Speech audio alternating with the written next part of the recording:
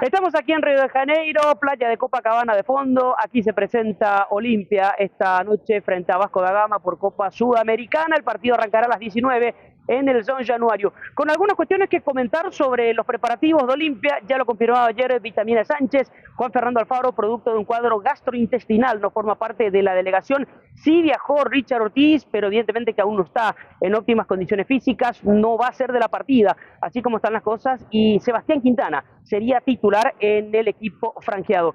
Gastón Olveira en el arco, Raúl Cáceres a la derecha, Brian Bentaberry, Mateo Gamarra y Esteban Matus, el chileno quien había debutado contra el 2 de mayo de Pedro Juan Caballero, está de vuelta para ser titular por el costado izquierdo. En mitad de cancha, Richard Sánchez, la presencia de Sebastián Quintana y Eduardo Del Mas.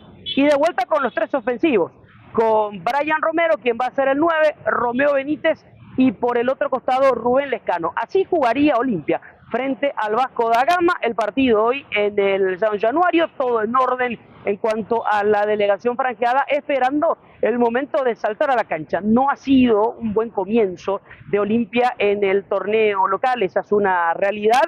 Es otro torneo el que comienza para Olimpia hoy, es un rival conocido porque ya lo enfrentó y perdió, de hecho aquí en Río de Janeiro, se tomó la revancha ganándole en Asunción, pero la idea es que Olimpia muestre su chapa copera a partir de hoy y que pueda cerrar favorablemente la serie el próximo jueves en el Defensores del Chaco. Los esperamos por Radio 1000, por Central FM 87.9 para toda Guarambaré, a las 19, Vasco da Gama, Olimpia, Copa Sudamericana.